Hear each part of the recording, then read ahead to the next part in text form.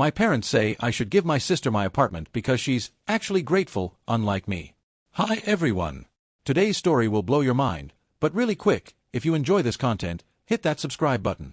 Channel's been a bit quiet lately, and your support keeps it all going. Let's jump in. Original post.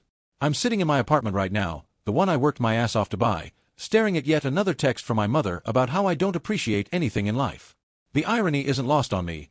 I'm being called ungrateful while sitting in the home I purchased with zero help from anyone, after years of being told I'd never amount to anything. I'm James, 28M, and apparently the family disappointment. My sister Sarah, 26F, is the golden child who appreciates everything she's given and knows the value of family support. The same family support that mysteriously dried up when it came to me. Let me paint you a picture of my childhood. Sarah and I are only 2 years apart, but you'd think we were raised in different families. When Sarah wanted piano lessons, our parents found the money. When I wanted to join the robotics club that had a $50 fee, suddenly we were going through a tough time financially. When Sarah graduated high school, they threw her a party with 100 guests. When I graduated as valedictorian, we went to Applebee's, and I paid for my own meal because I'd just gotten my first paycheck from my part-time job. The pattern continued through college. Sarah went to her dream school with parents covering what scholarships didn't. I went to community college for 2 years, then transferred to a state school, working 3 jobs to pay my way through. Every family dinner, I'd hear about how Sarah was making them so proud, while I got lectures about how I needed to stop acting so superior and learn to be grateful for what I have. What I had was student loan debt and exhaustion. But I pushed through. Got my degree in computer science, landed a job at a startup that actually went somewhere. Saved every penny I could, lived with 4 roommates in a shoebox for 3 years, ate ramen more times than I care to remember. Meanwhile, Sarah moved back home after college, rent-free, while she figured things out. 2 years ago, I finally had enough for a down payment on a small 1-bedroom apartment in the city. Nothing fancy, 650 square feet, needs some work, but it's mine. The day I closed, I stupidly thought my parents might actually be proud. Instead, my mother's first comment was, "Well, I hope you're grateful to have the opportunity to buy property. Not everyone is so lucky." Lucky, right? Because luck is what got me here, not the 70-hour weeks and the side hustles and the nights I went to bed hungry so I could put another $100 in savings. Sarah's been figuring things out for 4 years now. She's had 6 different jobs, none lasting more than 6 months because they were toxic or didn't appreciate her value. She's currently unemployed again, posting inspirational quotes on Instagram about knowing your worth and gratitude journaling. Our parents pay her credit card bills and she drives their car. Last month, things started getting weird. Sarah began making comments about how cramped it is at our parents' house. How she's ready for independence, but the rental market is so unfair to people just starting out. Mind you, she's 26 and has never paid rent in her life. Then came dinner last Sunday. I should have known something was up when my mother actually cooked my favorite meal. Halfway through, she started her usual speech about gratitude, but this time with a twist. "James, we need to talk about your attitude," she said. "Your father and I are concerned about how ungrateful you've become." I set down my fork. Ungrateful for what, exactly? For everything. For the life you have, the opportunities you've been given. What opportunities? I interrupted. The opportunity to work 3 jobs through college? The opportunity to be told I'm not grateful enough while I pay my own way through life. My father jumped in. "See, this is exactly what we mean. That tone. That superiority. Your sister would never speak to us like this."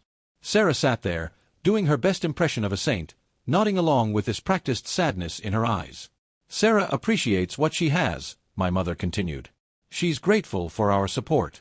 She understands the value of family." "I understand the value of family," I said. "I just don't understand why that value only flows one direction." That's when Sarah spoke up, voice soft and wounded. "I've been thinking about getting my own place, but it's just so hard out there. The deposits, the credit checks, the proof of income." She sighed dramatically. "I was looking at apartments like yours, James. Just a small place, nothing fancy. It must be so nice to have that security." My mother reached over and patted her hand. "It's disgusting how landlords take advantage of young people trying to get started." "Meanwhile," Sarah continued, "there's James with a whole apartment all to himself. More space than one person needs, really." The room went quiet. I looked between the 3 of them, waiting for someone to laugh, to indicate this was some kind of joke. Nobody did. Are you seriously suggesting I should give Sarah my apartment? I asked. Not give, my mother said quickly. But maybe share? Or help her out. Family helps family, James. And someone who was truly grateful for what they have would want to help their sister. I stood up. I'm grateful for what I have because I earned it. Every square foot of that apartment represents hours of my life. I worked for it. That's not ingratitude, that's understanding value. You see, my father said to my mother, I told you he'd be selfish about it. I left without finishing dinner. That was 5 days ago. Since then, I've received 47 text messages about how I'm breaking my mother's heart, 3 emails with apartment listings for studio apartments if I insist on living alone, 12 missed calls from various family members who've been told I'm hoarding resources, 1 Facebook post from Sarah about how blessed she is to have parents who understand that family means sacrifice. I'm exhausted. I've worked so hard to get where I am, and it's never enough. I'm never grateful enough, never generous enough, never enough, period. And now they want me to prove my gratitude by giving up the one thing I've managed to achieve on my own. I don't know what to do anymore. Am I really the ungrateful son they make me out to be? Should I be doing more to help my sister? Or is this as insane as it feels? Update 1, 2 weeks later. Well, things have escalated in ways I didn't think possible. Thank you to everyone who responded to my original post. Your comments helped me realize I'm not crazy, though my family is certainly trying to make me feel that way. After I posted, I decided to go low contact for a while. I needed space to think without the constant barrage of guilt. That lasted exactly 3 days before Sarah showed up at my apartment building.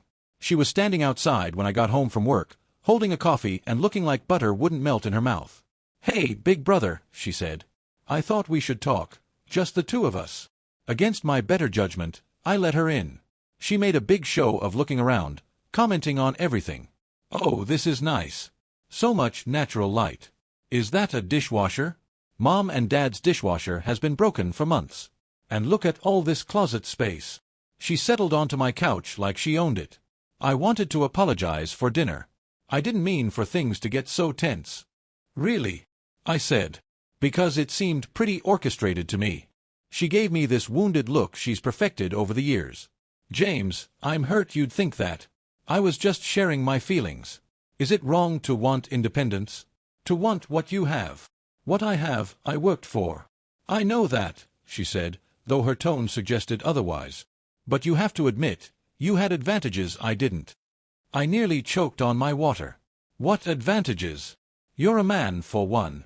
It's easier for men in tech. And you were always naturally good at school. I had to work harder just to pass. Sarah, you had Mom and Dad pay for tutors. I taught myself from library books. She waved this away. That's not the point. The point is, we both want to be independent. But the system is rigged against people like me. Creative types. Empaths. We don't fit into the corporate machine like you do. So get a job that pays the bills while you pursue your creative interests on the side. That's what most people do. Her face scrunched up. That's so limiting. I shouldn't have to sacrifice my authenticity just to survive. That's what's wrong with society.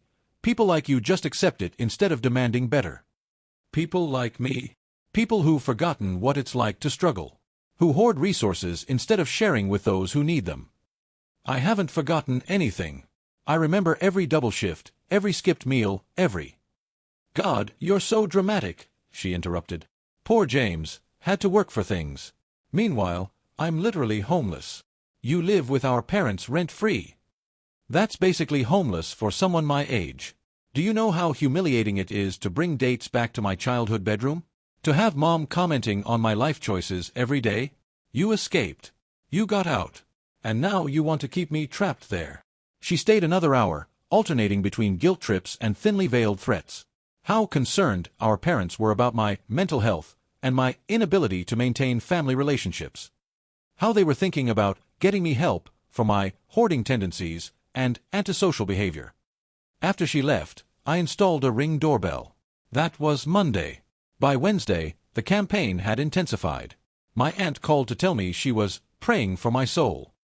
My uncle sent a long email about how he'd let his brother live with him for 6 months when they were young, and it was the best thing he ever did for family unity.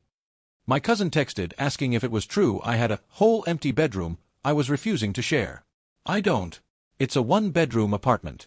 The extra room they're referring to is my 8x10 home office. Thursday, my mother called my employer. Let that sink in. My mother called my boss to discuss her concerns about my mental state and how my family issues might be affecting my work performance. Fortunately, my boss is a decent human being who immediately told her the call was inappropriate and hung up. But the damage was done. Now I have to have a conversation with HR about potential security issues and whether I need to provide emergency contact updates. Friday, I came home to find Sarah had been by. How do I know? Because she left a gift basket outside my door with a note. The basket contained a book on breaking free from scarcity mindset, a gratitude journal, essential oils for emotional healing, a coffee mug that says, "Sharing is caring," a handwritten letter. The letter was 3 pages of pure manipulation. How she's worried about my soul. How holding on to material possessions is blocking my spiritual growth. How she's been manifesting abundance, and her spirit guides told her she's meant to live in my apartment. I wish I was making that up. She ended with, "I've already started packing because I believe in the power of positive thinking. I know your heart will open soon. I'm ready to move in whenever you're ready to share. I'd be so grateful, unlike some people who take their blessings for granted." I took photos of everything and saved the letter. Something tells me I'm going to need documentation. The weekend brought a new development. My parents invited themselves over for coffee. They wanted to see the space to better understand the situation. I declined. This led to my mother showing up anyway, buzzing every apartment until someone let her in. "I just want to understand why you're being so stubborn," she said through my door. Sarah would appreciate this place. She'd be grateful every single day. She'd probably even invite us over for dinner. I didn't open the door. Eventually, building security escorted her out. I'm now getting daily updates from various family members about Sarah's deteriorating mental health due to her housing insecurity. Apparently, she started a vision board with pictures of my apartment on it. She's told her friends she's moving soon. She's even started declining job interviews because they're too far from where I'll be living. The entitlement is staggering. But what's worse is how my entire family has bought into this narrative where I'm the villain hoarding resources while poor Sarah suffers. Nobody seems to remember that I worked for this. That I sacrificed for this. That this apartment represents years of my life. But sure, I'm the ungrateful one. Update 2, 1 month later. The last month has been a masterclass in family manipulation, and I've been taking notes. Literally. I started documenting everything because the gaslighting was getting so intense I was starting to question my own memory. It started with the interventions. Yes, plural. The first one was disguised as a cousin's birthday dinner. I should have known something was up when Sarah RSVP'd yes to a party. She usually flakes on family events unless they're about her. Halfway through dinner, my aunt stood up with a prepared speech about family values and the importance of generosity.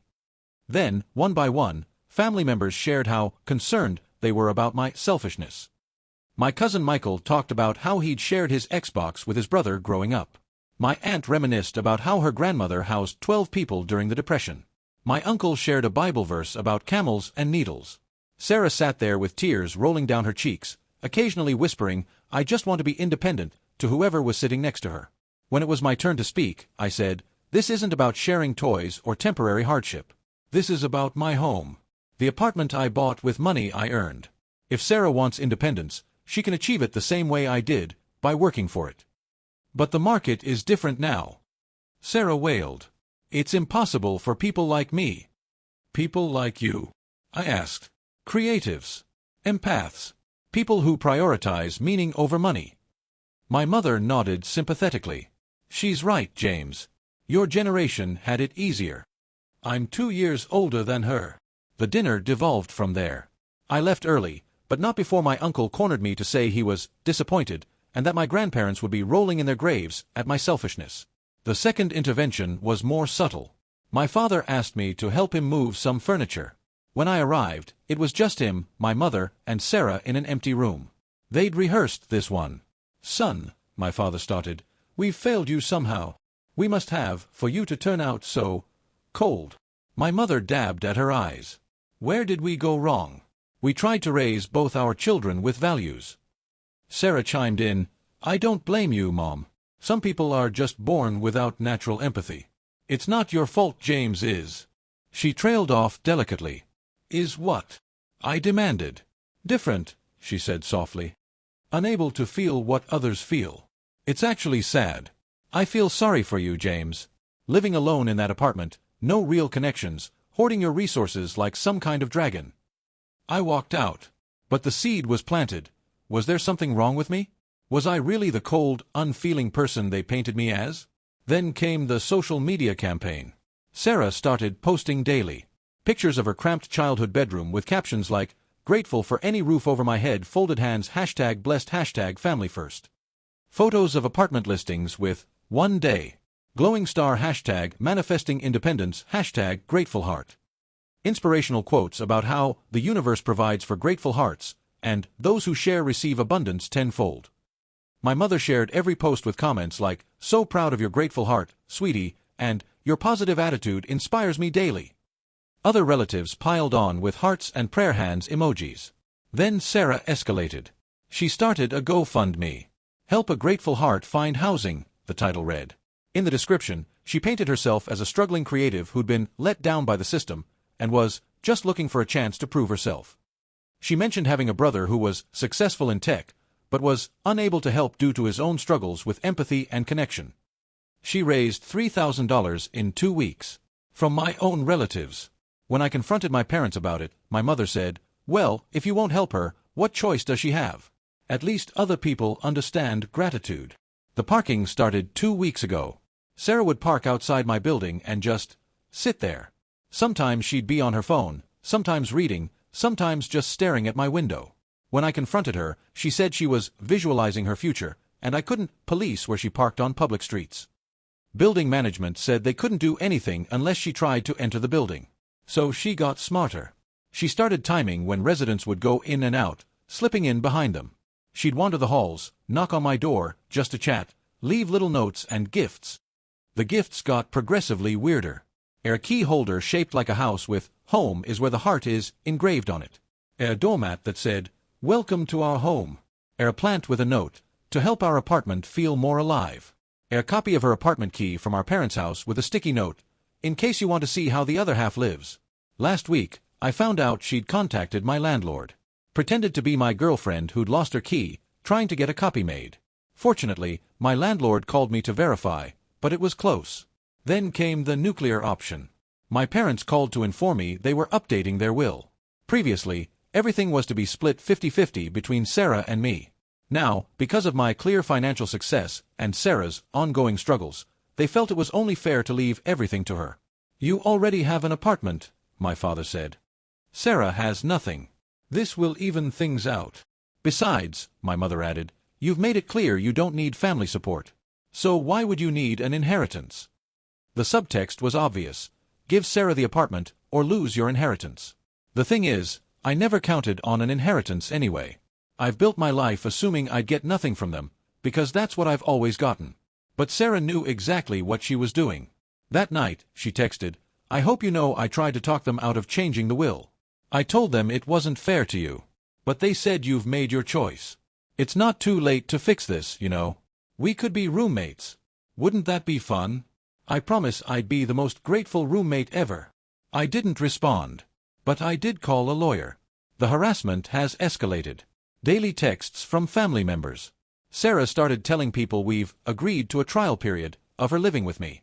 My mother told her book club I'm coming around and will do the right thing soon. I've had relatives I haven't spoken to in years reaching out to congratulate me on finally showing family values. Meanwhile, I've installed extra locks, security cameras, and started the process of getting a restraining order. The lawyer says I have a strong case, especially with all the documentation. But part of me still wonders, am I the asshole here? Am I really the ungrateful son they say I am? Or is this what it looks like when you refuse to enable a golden child who's never been told no? I guess I'll find out soon. My mother just texted that they want to have a final family meeting this weekend to resolve this once and for all. The fact that she called it final doesn't feel like a coincidence. Update 3, 3 weeks later. The final family meeting was everything I expected and worse. But something shifted in me between receiving that text and walking into my parents' house. I realized I'd been so focused on defending myself against their accusations of ingratitude that I'd missed the bigger picture. They were never going to see me as anything other than the ungrateful son. So why keep trying? I arrived at the meeting prepared. Legal documents in my briefcase, recording app on my phone, legal in my state, and a clear head. The whole family was there. Aunts, uncles, cousins, even my grandmother who'd flown in from Florida.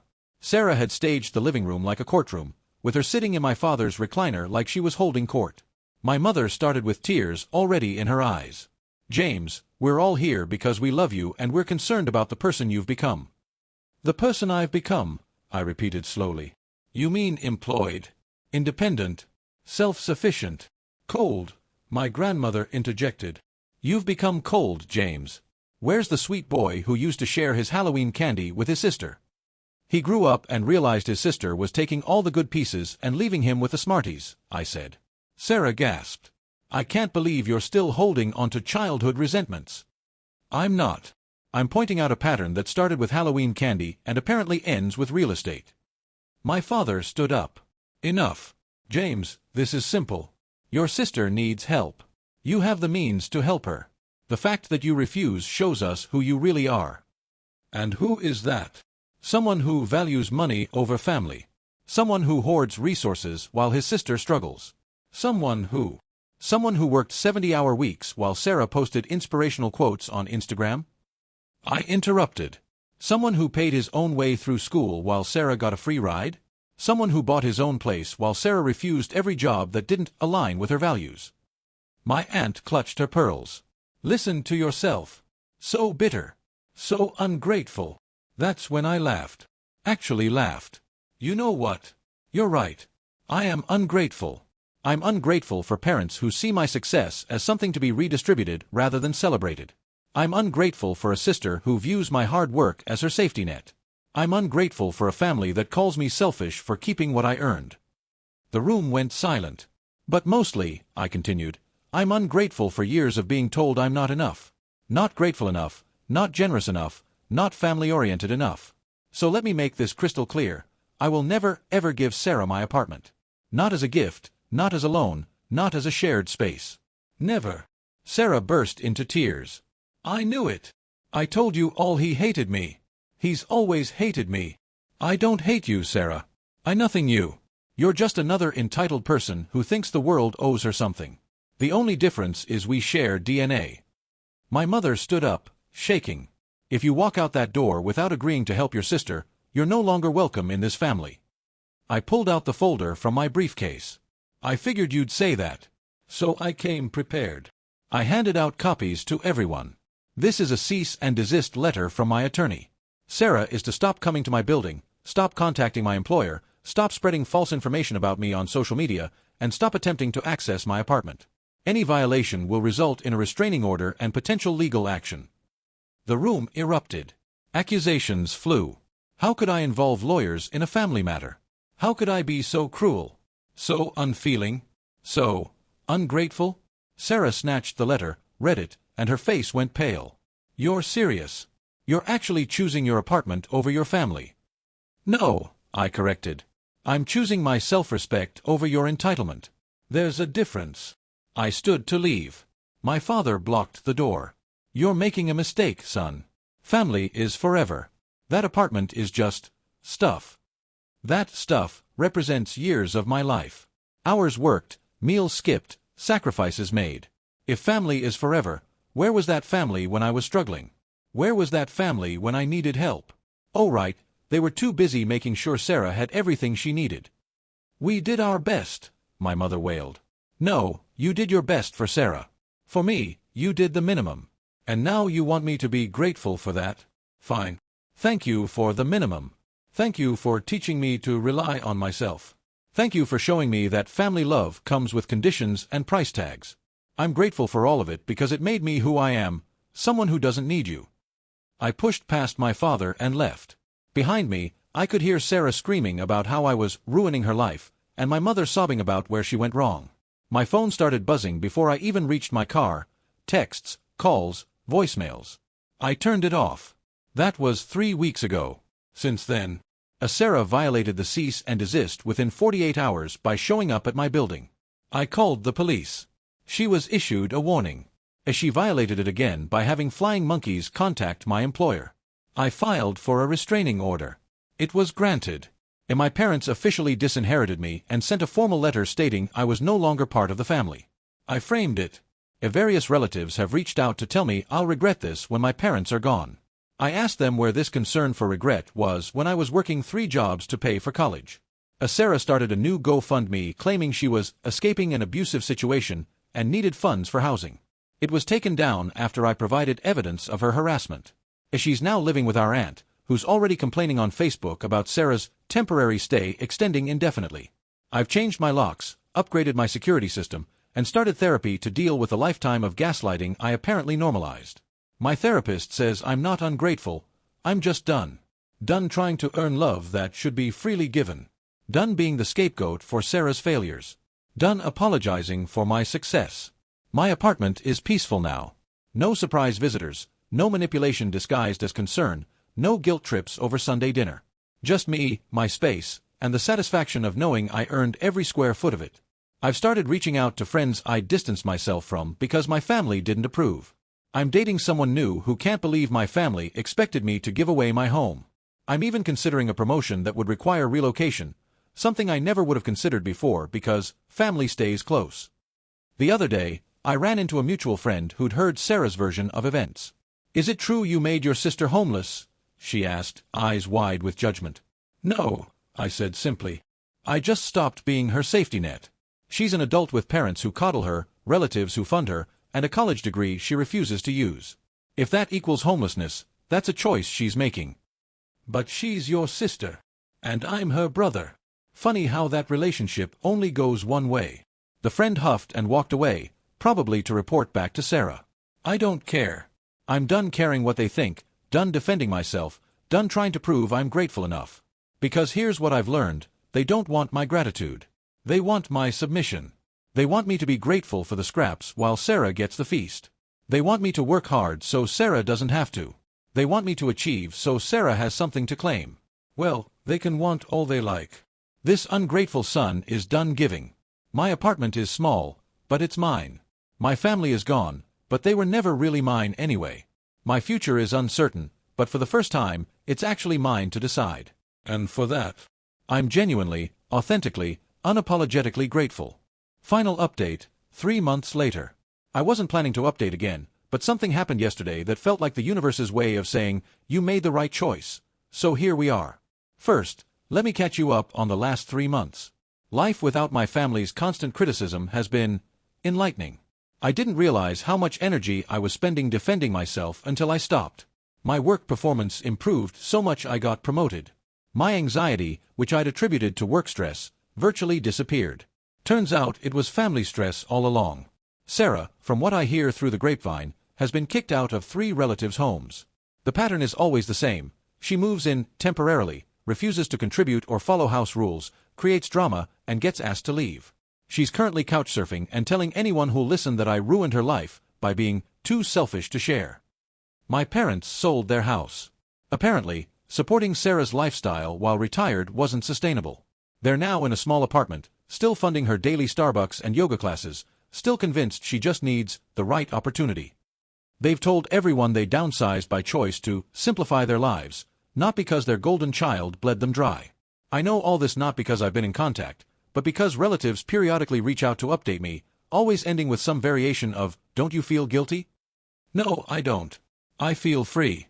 But yesterday was chef's kiss perfect.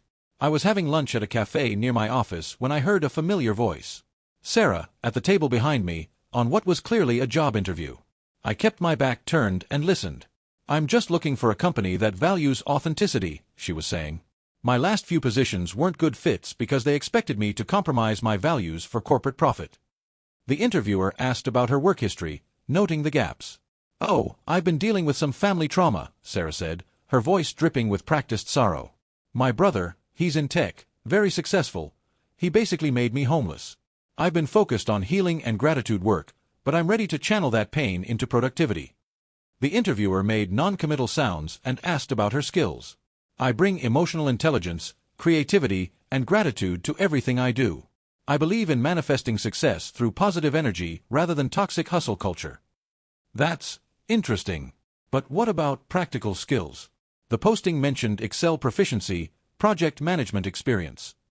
Oh, I don't believe in limiting myself with labels like proficient or experienced.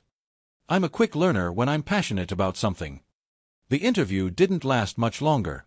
After the interviewer left, I heard Sarah on the phone, presumably with our mother. Another toxic interviewer. They were so focused on experience and skills. I know, Mom, I'm too authentic for these corporate drones. No, I can't take a minimum wage job, that would be going backwards. The universe has bigger plans for me. Then she said something that made me glad I was recording on my phone. Habit now, maybe I should try again with James. He seemed close to breaking at the family meeting. If I just show up enough times, he'll have to let me in. Possession is 9/10 of the law, right? Once I'm in there, it'll be harder to get me out. I paid my check and left before she could spot me. But I sent the recording to my lawyer, just in case. Last night, I had dinner with my girlfriend, Rebecca, who's been incredibly patient with this whole saga. She asked me something no one in my family ever did. Are you happy? I thought about it. My apartment, small as it is my sanctuary. My job, demanding as it is rewarding. My relationship, new as it is healthy. My bank account, modest as it is growing. My life, imperfect as it is mine. Yeah, I said. I really am. Then you did the right thing, she said simply. This morning, I woke up to a text from an unknown number. It was a cousin I haven't heard from in years. Hey James, heard about everything with Sarah. Same thing happened with my brother 10 years ago. Parents enabled him until they couldn't anymore. I walked away. Best decision ever. Proud of you. Turns out there's a whole underground network of black sheep who've escaped the family dysfunction. We're planning to meet up next week, the Ungrateful Kids Club, we're calling it. I still get moments of doubt. When I see happy families on social media, when coworkers talk about Sunday dinners with their parents, when I realize I'll probably never meet my future nieces or nephews. But then I remember, the family I lost wasn't the family in those pictures. It was a family that saw me as a resource, not a person. Sarah's still out there, probably at another cafe, manifesting an apartment she'll never work for. My parents are still enabling, still wondering where they went wrong with me while blind to where they went wrong with her. The relatives are still gossiping, still judging, still waiting for me to come to my senses. And me? I'm still here. Still working. Still building. Still grateful, just not for the things they wanted me to be grateful for. I'm grateful I learned early that love shouldn't come with a price tag. I'm grateful I discovered the difference between family and relatives. I'm grateful I chose myself when no one else would. Most of all, I'm grateful for that tiny apartment that started this whole war. It's more than just 650 square feet. It's proof that I can take care of myself, that I don't need their approval, that I'm enough just as I am. So to anyone reading this who's being called selfish for protecting what they've earned, ungrateful for wanting boundaries, or cold for refusing to enable, you're not crazy. You're not mean. You're not broken. You're just done. And that's okay. In fact, it's more than okay. It's necessary.